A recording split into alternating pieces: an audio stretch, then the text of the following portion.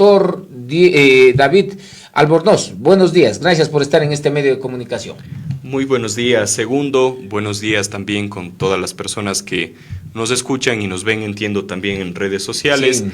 Para mí es un gusto estar presente y le agradezco mucho la invitación. Perfecto, doctor. Le decía, ¿cómo es que el Estado puede garantizar el derecho al trabajo, el 326 de la misma Constitución que señala aquello, cuando son los mismos funcionarios, autoridades del Estado quienes terminan vulnerando los derechos al trabajo? ¿Cómo es esta situación? ¿Cómo lo podemos entender? Es un tema, digamos, bastante delicado porque si usted revisa la Constitución de la República ecuatoriana, el tema está súper claro. Y toda autoridad pública que ejerza un cargo público y que pueda tomar decisiones, ejemplo, un alcalde, un prefecto, un ministro, tiene que regularse en base al principio de legalidad. ¿Qué significa el principio de legalidad? Que solamente puede hacer aquello que esté permitido por la ley y por la Constitución. Lastimosamente, las autoridades creo que se confunden al momento de llegar a un cargo político, un cargo de poder, y piensan que el llegar, por ejemplo, a una prefectura, a una alcaldía, es una bolsa de empleos. Y una vez que ganan las elecciones, perjudican a todas aquellas personas que quizás han accedido con concursos de méritos y oposición, con procesos de selección, y menoscaban aquellos derechos de antigüedad que hayan tenido, aquel derecho a la estabilidad laboral, y sin que se respete el procedimiento legal que establece la Ley Orgánica de Servicio Público, que rige para la mayor parte de instituciones públicas, se les termina desvinculando. Pero para ello precisamente hay procedimientos tanto en la vía constitucional como en la vía ordinaria, segundo, para que aquellas personas que hayan sido afectadas puedan buscar el reintegro a su puesto de trabajo y el pago de indemnizaciones. ¿Qué garantiza, por cierto, doctor? Ahí le hago una pausa. ¿Qué garantiza que cuando reintegrándola al cargo al cual fue destituido, pues ésta no sufra acosos laborales? Usted sabe cómo es esta situación. Me pusiste una demanda y ahora cuando vengas acá te voy a arrinconar, te voy a poner un escritorio en plena esquina y hasta ahí nomás vas a llegar. Te voy a hostigar para que tú mismo seas la que renuncies al trabajo. Eso en muchos de los casos hay en las instituciones del Estado, que son los garantistas de defender los derechos de los ciudadanos, pero que aquí terminan vulnerándolos. ¿Qué garantías hay de aquello? Por ejemplo, una de las formas más comunes de lograr el reintegro al puesto de trabajo de la manera más rápida o más expedita es a través de acciones de protección. Y en la misma acción de protección, una de las pretensiones que debe tener el servidor público no es solo buscar el reintegro y la reparación económica, sino buscar que el juez en la misma sentencia ordene que se frene o que se evite cualquier forma de retaliación o de acoso laboral.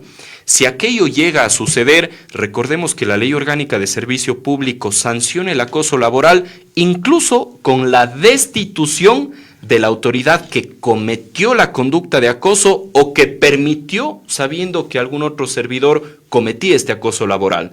Es decir, el acoso se sanciona por cometerlo directamente o por la omisión de no frenarlo a tiempo. Muy bien, me parece bastante claro esta situación porque hay funcionarios públicos que sufren prácticamente a diario estos maltratos, en donde por no ser de una línea política, pues dicen entró en administración del otro alcalde, prefecto, presidente de junta parroquial, y empiezan a hacer un tema de persecución, un tema de hostigación.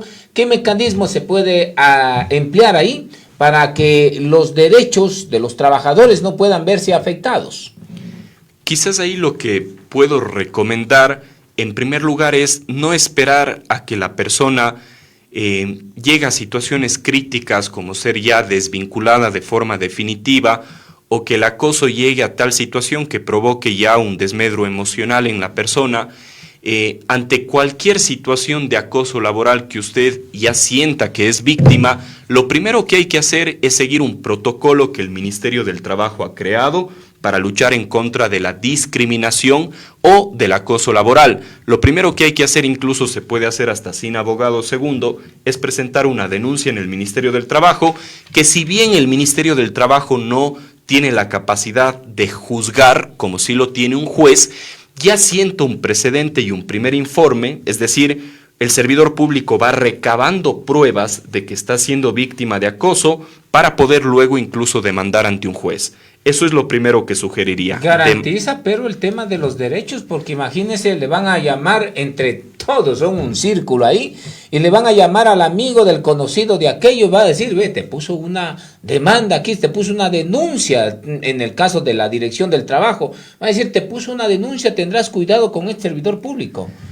Depende mucho la institución. ¿Por qué hago la siguiente reflexión? El acuerdo ministerial que existe para luchar contra el acoso laboral hace que el Ministerio del Trabajo sea el que investigue supuestamente el acoso, pero más bien aquí pongo el siguiente escenario.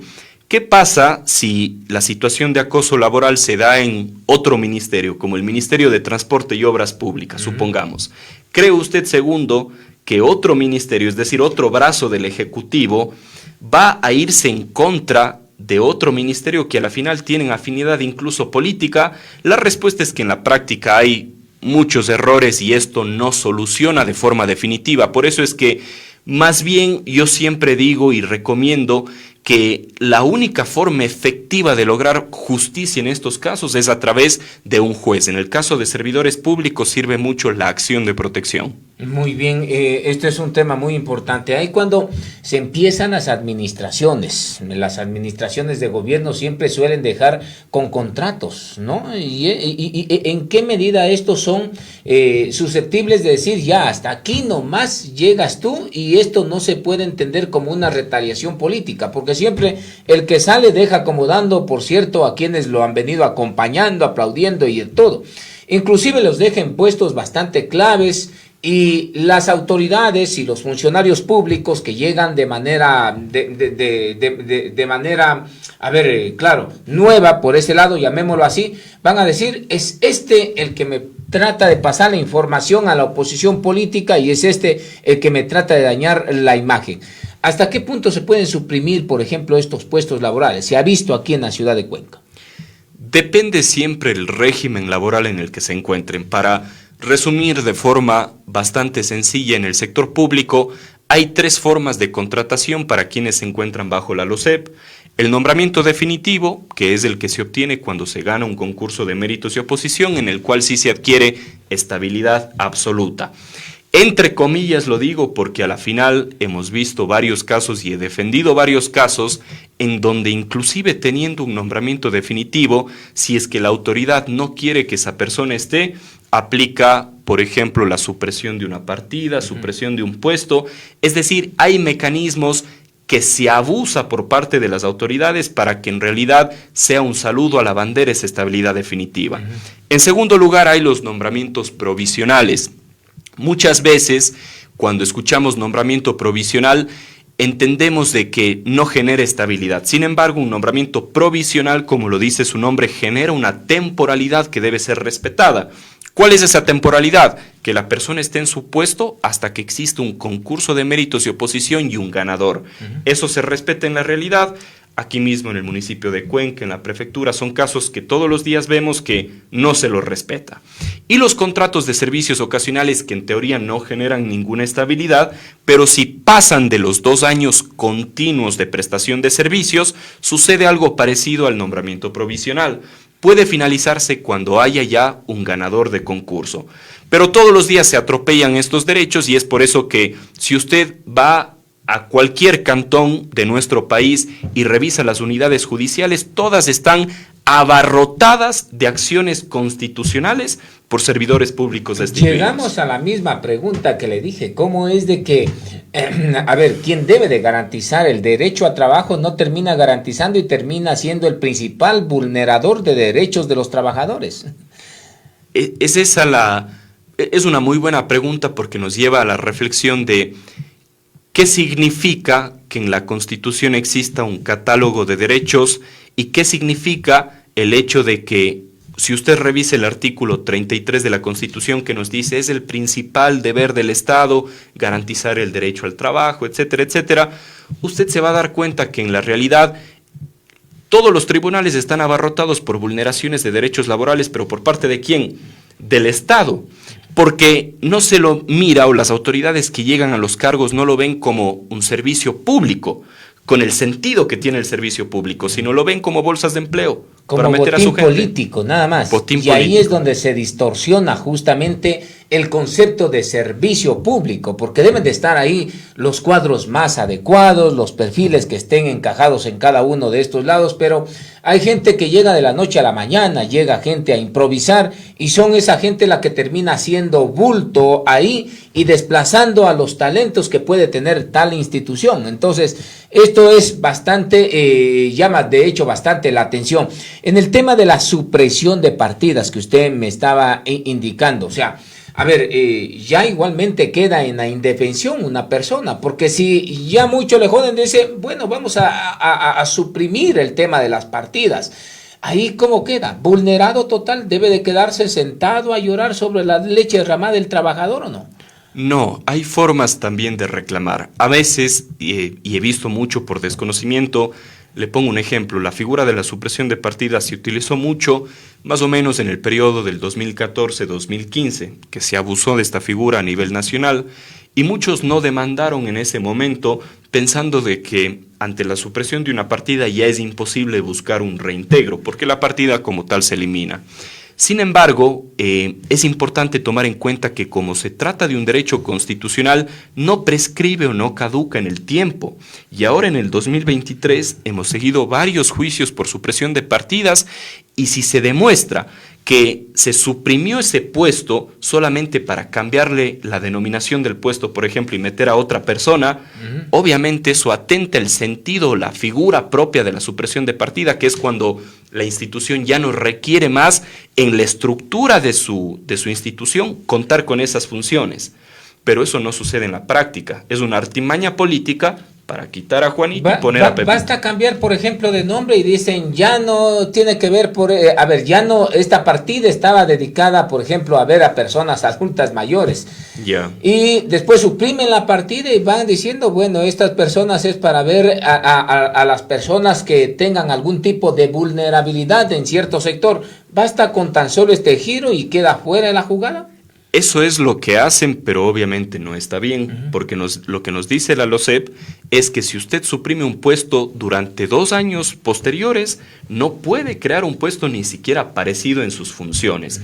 Pero en la práctica, utilizando el ejemplo que usted ponía, eliminan el puesto llamado analista de atención a grupos de atención prioritaria y crean el día siguiente un puesto asistente de atención a grupos de atención prioritaria. El mismo puesto con diferente denominación, solo para quitar a una persona que quizás no querían tenerle en la institución. ¿Qué acciones, por ejemplo, ahí puede tomar esta persona? Porque, claro, a ver, muchas de las veces les cogen y han venido acompañando a las administraciones, desempeñándose tal función, y resulta que sale y entra otro nuevo administrador.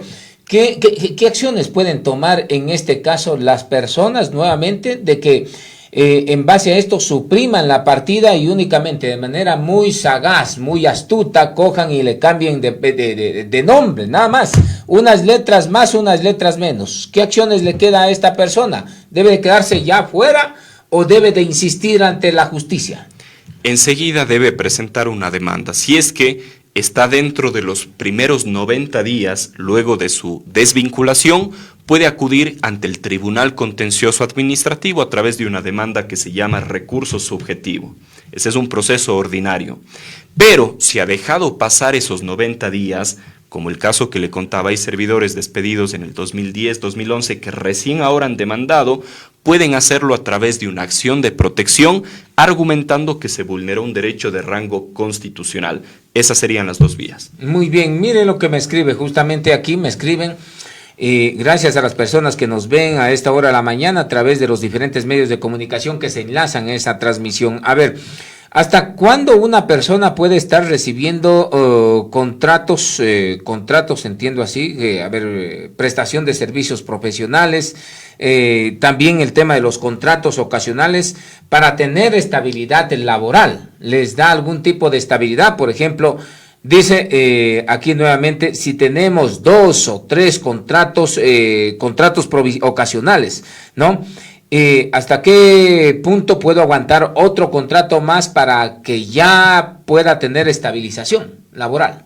Perfecto. De manera muy rápida, si es que la institución pública desnaturaliza la figura de los contratos de servicios ocasionales utilizando por más de 2 años, por más de 24 meses, ya se genera una estabilidad relativa. ¿Qué quiero decir? La persona no va a poder ser desvinculada si es que no llega a existir un ganador de un concurso de méritos y oposición. Es decir, se llega a convertir o a tener los efectos jurídicos de un nombramiento provisional. No le desvinculan hasta que haya ganador de concurso. Muy bien, entonces la institución puede llamar al concurso, puede participar también aquella persona que quiere estar en ese puesto, ¿también lo puede hacer, doctor? Por supuesto, tiene todo el derecho a participar en el concurso que por su naturaleza es abierto. Quizás aquí, segundo, también hay un derecho que muchos desconocen y es el de la disposición transitoria 11ª, no sé si lo he escuchado.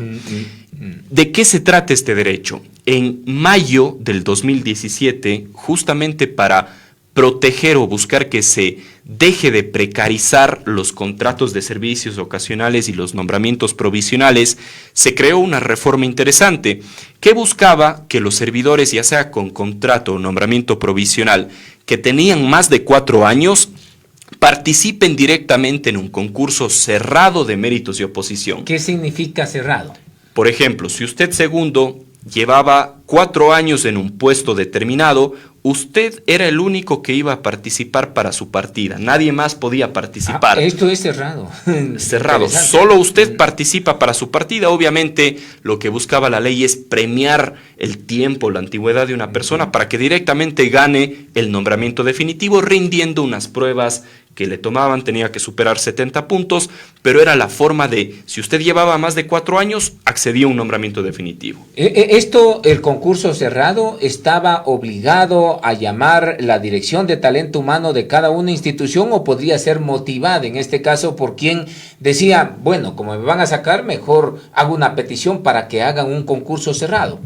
Es obligación de toda institución pública el haber convocado desde mayo del 2017, pero si usted hace una encuesta y va a cualquier institución pública, sea aquí en el Azuay o a nivel del país, va a darse cuenta que el 5% de instituciones públicas han hecho este concurso. ¿Cerrado? Sí, y el 95%, pese a que hay la obligación, todavía no lo hacen. Pero lo hacen público, vuelta. Y ahí está lo complicado. Conozco algunos casos de que han estado 4 años en la administración, ¿no? ¿Y qué es lo que sucede? Llamaron oralmente a concurso de méritos y oposición para el mismo puesto y llamaron de manera abierta, no de manera cerrada. ¿Esto qué podría conllevar de la persona que de una u otra manera se ve afectado en este tema por no llamar a un concurso cerrado y por hacerlo netamente público? Hay una afectación directa porque hay un derecho preferente, un derecho anterior que el servidor público ya adquirió por su antigüedad.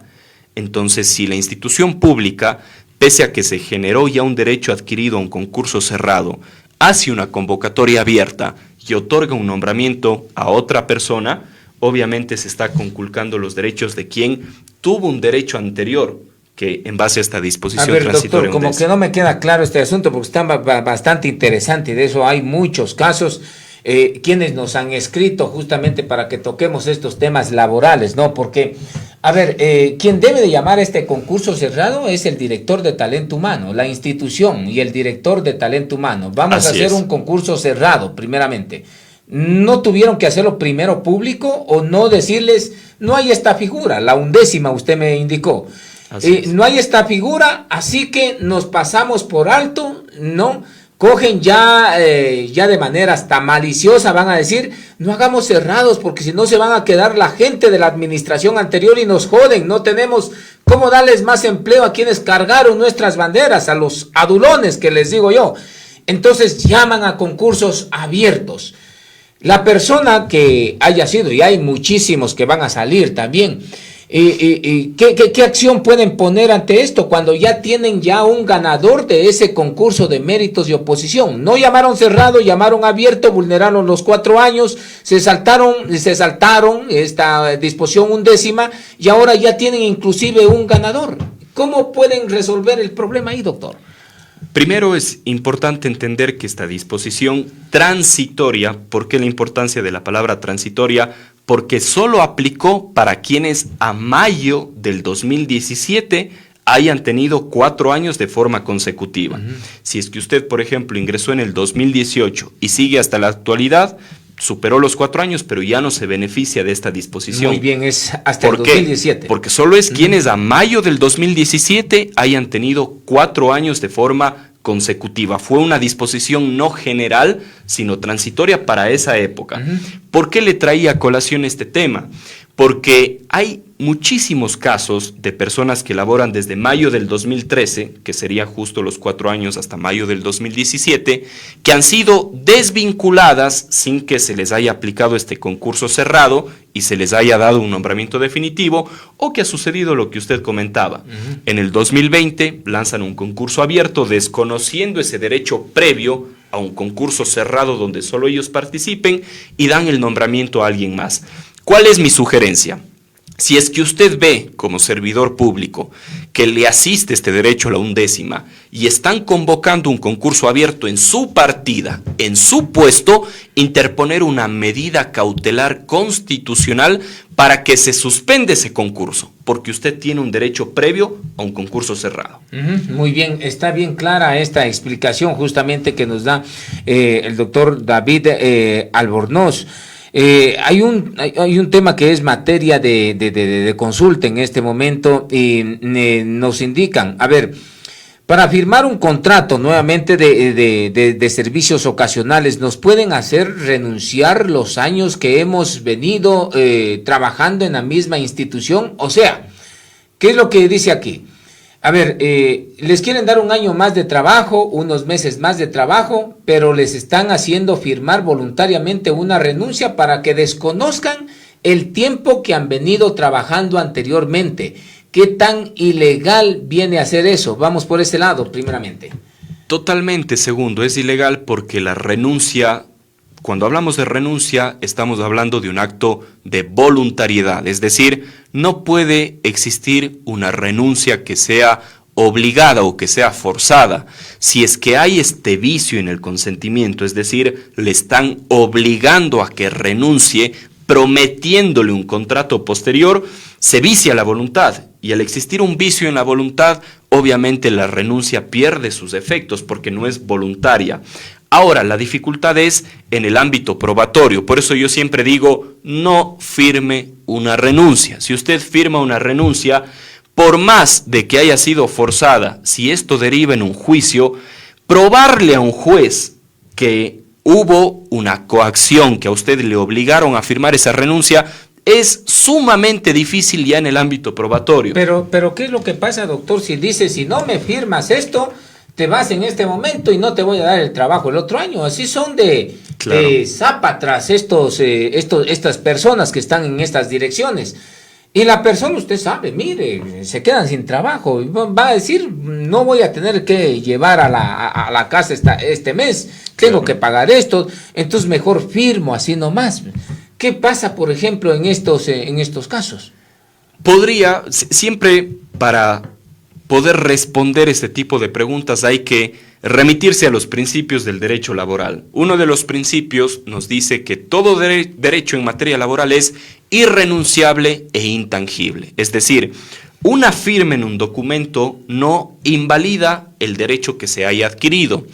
Si es que usted logra después probar de que esa fue una artimaña de la institución pública para desconocer la antigüedad y que el día siguiente le contrató bajo otro régimen, otra figura, en un juicio sí podría usted ganar. La dificultad, como le explicaba, es el tema de probar que yo no firmé de manera voluntaria. Mire lo que dice aquí, nos están llamando a talento humano justamente para que firmemos. Los pueden llamar así, digamos, un funcionario público está trabajando y le llega un Kipux o si no al coordinador de aquel le dice, sube un ratito a talento humano, pero no le indican para qué, entiendo que por ahí va. Y después cuando llega le dicen, tenga, firme esto. ¿Qué debe de hacer el funcionario público ahí?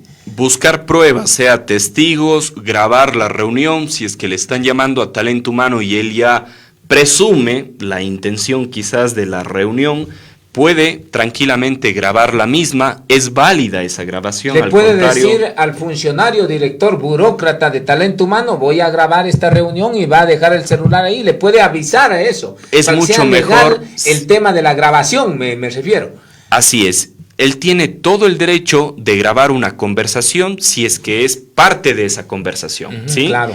Obviamente, si es que da aviso de la misma, es mucho mejor porque habrá esta presunción de que la otra persona sabía de que se le estaba grabando. Por ende, es una prueba válida en juicio.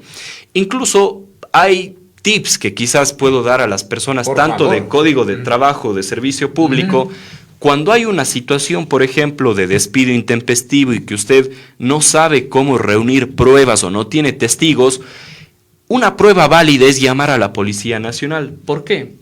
Porque usted pide, o cuando llama a la policía por una emergencia, la policía está obligada a levantar un parte policial. Así es. Y si usted en la declaración frente al policía le dice, lo que pasa es que me están obligando a firmar una renuncia, o por ejemplo, lo que pasa es que este momento me están despidiendo de forma intempestiva, pero no tengo testigos ni nada, el policía se ve en la obligación de hacer el parte, y poner las declaraciones. El testimonio. Y quienes estuvieron presentes. Y eso puede servir como prueba en un juicio, porque siempre la situación del despido o la dificultad que se tiene en un juicio es las pruebas. Y es una manera de poder probarlo. O a través de un notario. Por ejemplo, muchos piensan que el notario solo sirve para hacer contratos o formalizar algunas escrituras, pero se puede también, a través de un notario público, contratar al notario para que asista al lugar de los hechos y levante un acta notarial. Por ejemplo, yo lo utilizo en juicios. El notario va, visita la institución pública con el trabajador que ha sido despedido y si no le dejan ingresar, el notario dice, perfecto, deme sus nombres. Usted, Juan Salamea, hoy 28 de septiembre ha impedido el ingreso del trabajador tal y levanta un acta que tiene obviamente fuerza ante un posible juicio. Muy bien, ¿qué pasa? Vuelta, a ver, muchas de las veces los cogen en blanco, pues doctor. Claro. Entonces les dicen, venga un ratito nomás a talento humano, en el caso de los servicios ocasionales, les dicen, venga un ratito a talento humano para hacerle firmar el nuevo contrato, les dicen, porque ahorita es el tema de los nuevos contratos. Y cuando se encuentran ahí, van directamente y les dicen, pero antes que firme este contrato nuevo para un año, debe de firmarme este otro papelito. Claro. ¿Qué debe de hacer el funcionario? Se puede acoger al derecho a la resistencia, decir, primeramente que esto vean los abogados míos, voy a hacerlo ver por un abogado y después le traigo para ver qué es lo que dice, o el director, el burócrata de talento humano va a decir, no, estos papeles no me salen de aquí. No puede negarse a entregar la información o los documentos que está exigiendo la firma. Más bien la recomendación es hacer justo lo que usted indicaba. Si es que le quieren hacer firmar un documento que usted no conoce el alcance, los efectos del mismo o si le va a perjudicar o no, tiene que hacer revisar con un abogado y tienen que darle un tiempo incluso para que piense si firma o no. Y si usted quiere negarse, no hay forma de que le obliguen. Le puede decir al director de talento humano, deme para ver, que yo no entiendo esto, deme para ver qué es lo que dice y después le traigo firmado. Por supuesto, que le den unas copias para usted hacer revisar. Muy bien, con eso queda bastante claro este asunto, doctor. El tema de los contratos ocasionales me dice que solamente, ¿cuántas veces le pueden hacer firmar un contrato ocasional en una institución pública? Puede ser hasta por 24 meses. La ley prevé que se puede celebrar un contrato por 12 meses y renovarse por una ocasión. Sería 24 meses. Muy bien, después de eso ya no hay cómo. En la realidad pasa que hay personas con 8 años, 9 años, 10 años. Conozco casos de que están con contratos ocasionales durante 6 años, 7 años, por ejemplo, y le siguen haciendo querer firmar el tema del contrato ocasional sin llamar al concurso de méritos de oposición.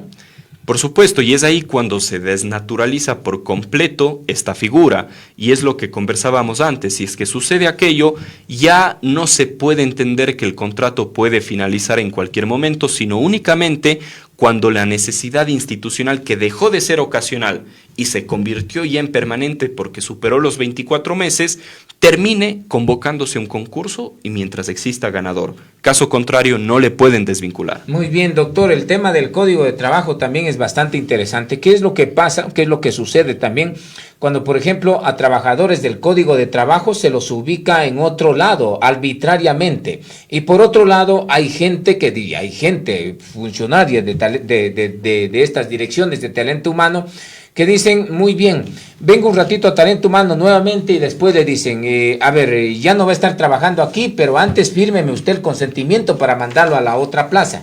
¿Qué pasa ahí con los derechos? Nuevamente conculcados y está de entradita. Pero ¿qué es lo que puede decir el trabajador en estos casos?